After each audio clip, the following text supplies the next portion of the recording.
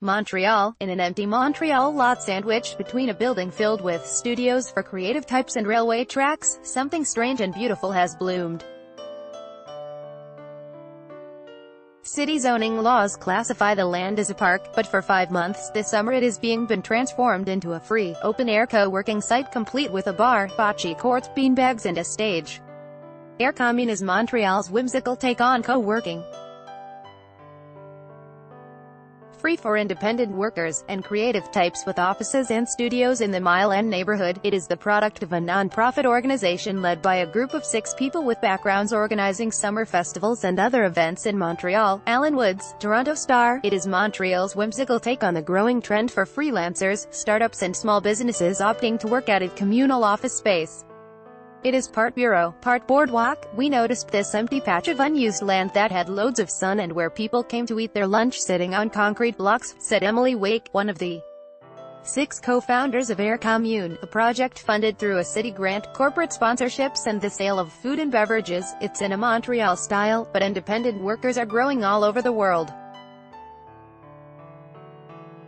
People need space to work. Co-working spaces are quite expensive and they don't respond to everyone's needs. Article continued. Bellow. In a recent visit, several dozen people sat at picnic tables with parasols, some eating lunch, others pecking away at laptop computers.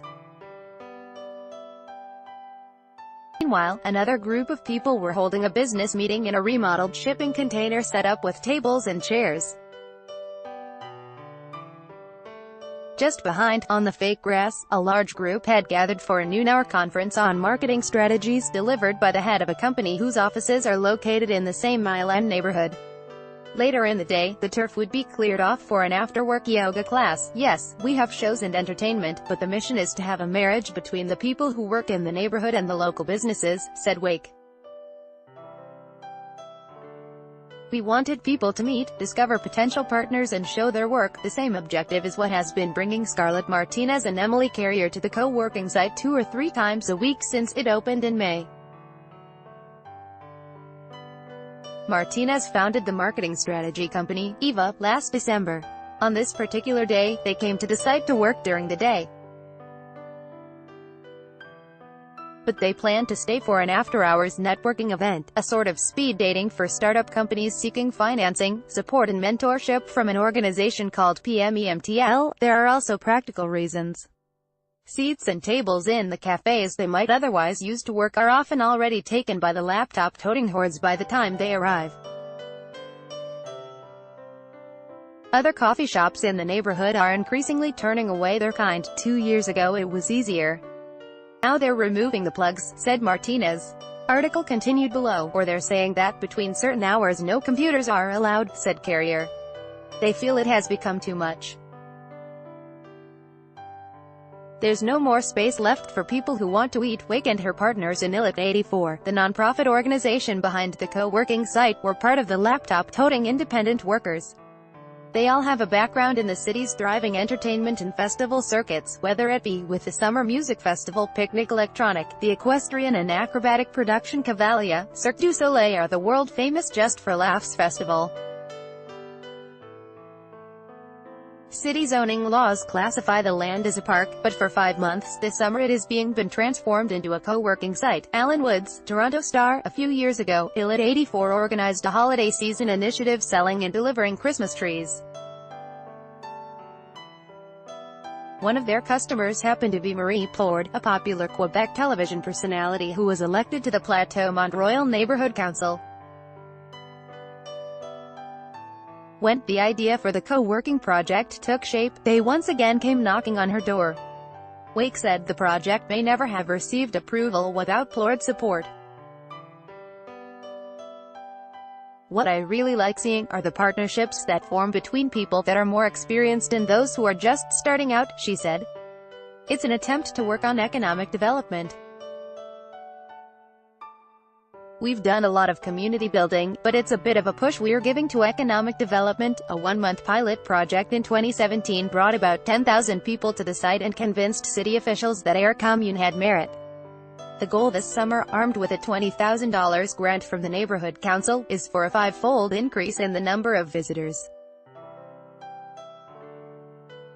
Plord said it is also important the site remain free and accessible to all. This is possible due to corporate sponsorships.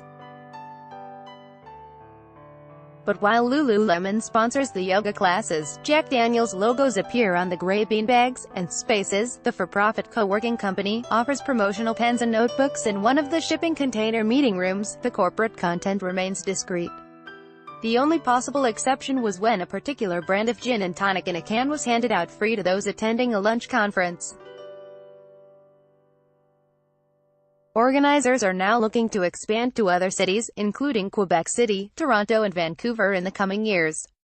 Co-working space has a bar, bocce courts, beanbags and a stage. Alan Woods, Toronto Star, Wake sees no reason why the concept would not translate to other cities. She said there is a need in Nordic environments where winters are long and summers are short, but intense. It's a particular situation that applies to Nordic countries where we have few spaces adapted to the outdoors given our winters.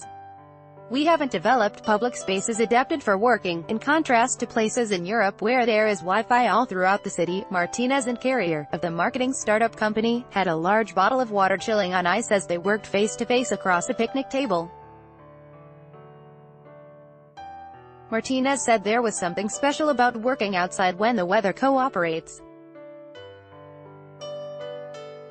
Martinez had also read an article arguing that working outdoors, which she referred to as green desking, actually increased creativity. There were some experts who weren't 100% in agreement, but it still feels good, she said. We are so often stuck inside that we can't complain, Carrier added, referring to the intense heat from the midday sun.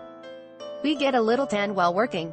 Alan Woods is a Montreal-based reporter covering politics and current affairs in Quebec. Follow him on Twitter, @Woodsalon.